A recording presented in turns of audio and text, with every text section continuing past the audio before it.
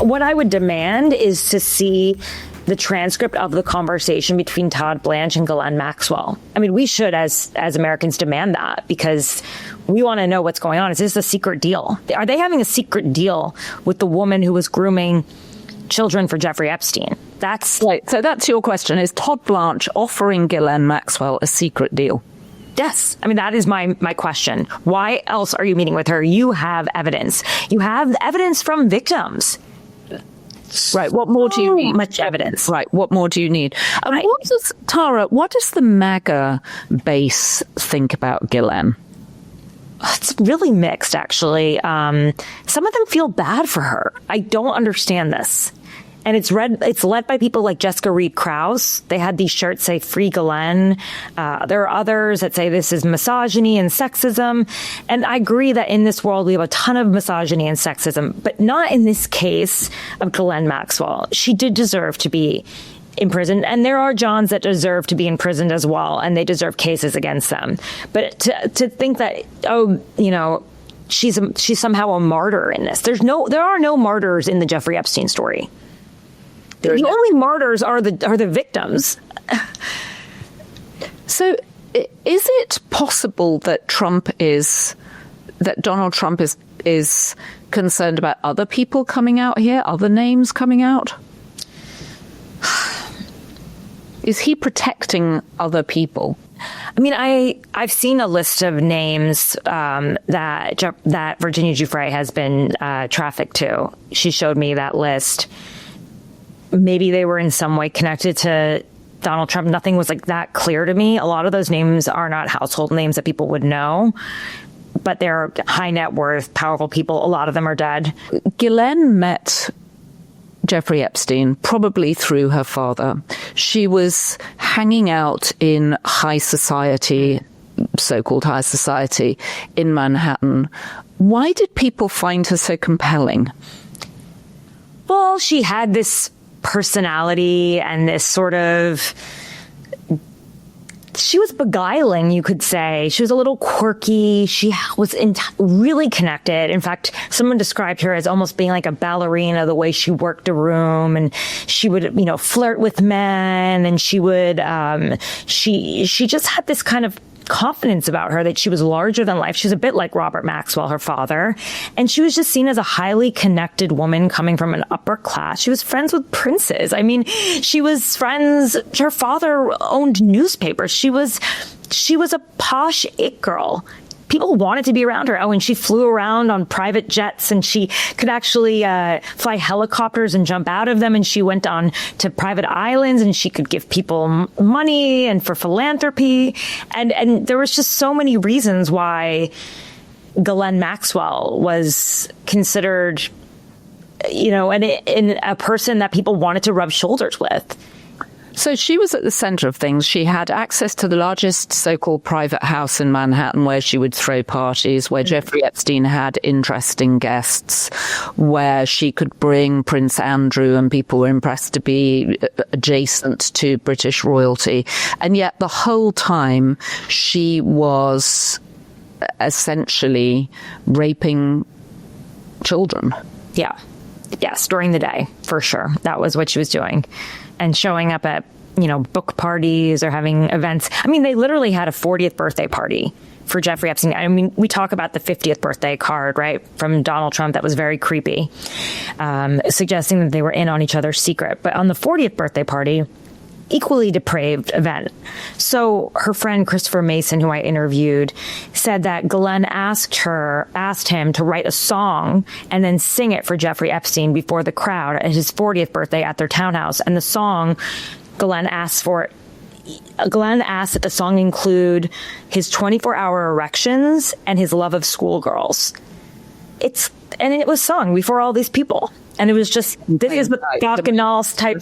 Crimes hiding in plain sight. Right. And this was the Bacchanal style that she wanted. She wanted everyone to think it's a laugh, and these girls are party favors, and we're all in on it. It's just fun. Don't worry. And that's how she let people, she actually groomed the elites in some ways, because she got them to groom the guests. Yeah.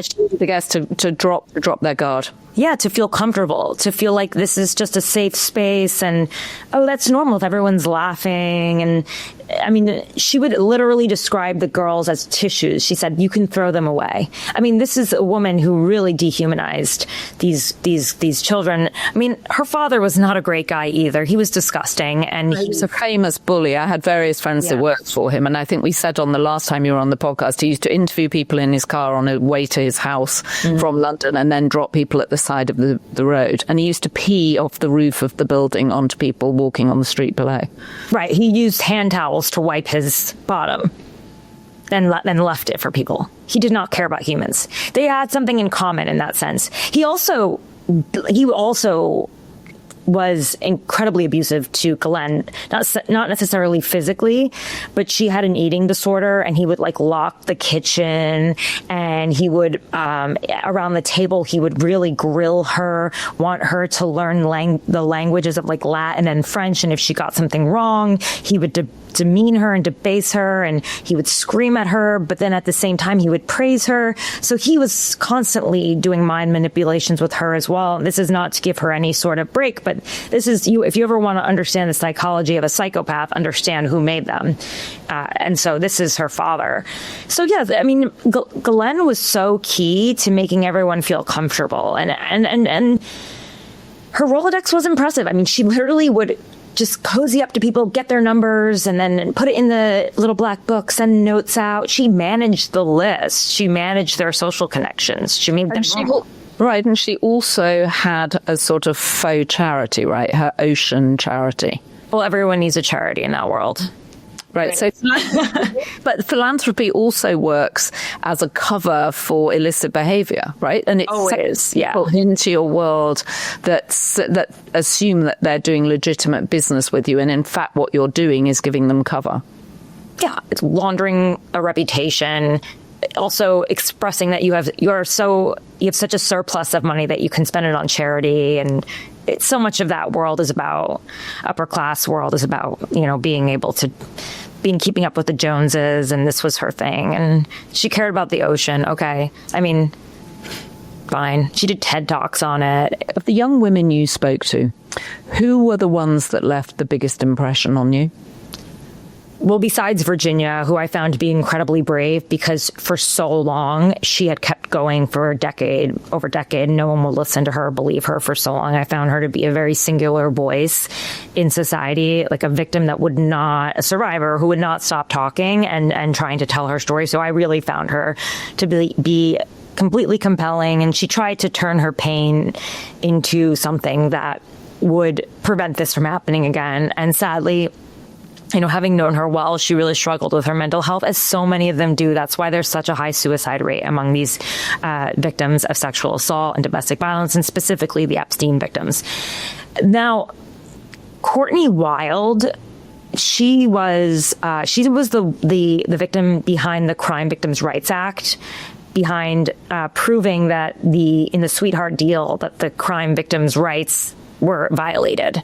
And she fought for over a decade from prison, by the way, to do this. The irony is that she ends up in a Florida prison, and Epstein is in a jail, and she ends up in a Florida prison for like shoplifting.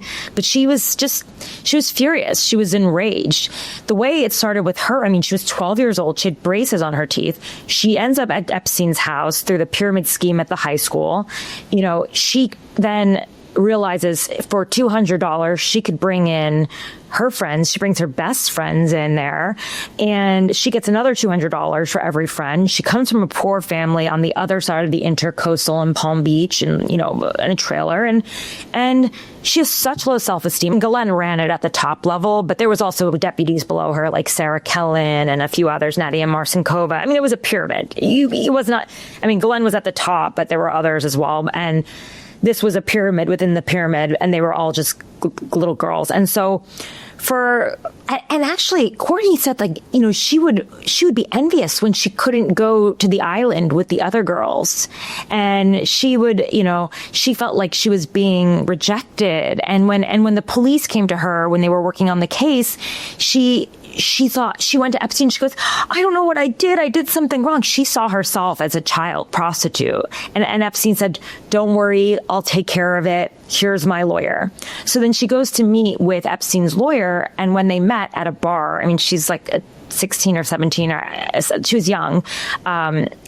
He made her feel like a prostitute, and she just felt this ickiness about it.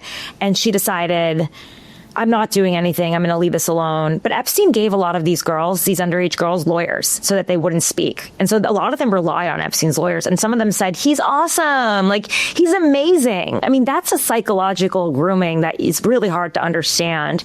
This podcast was produced by Devin Rogerino, Anna von Ursen, and edited by Jesse Millward.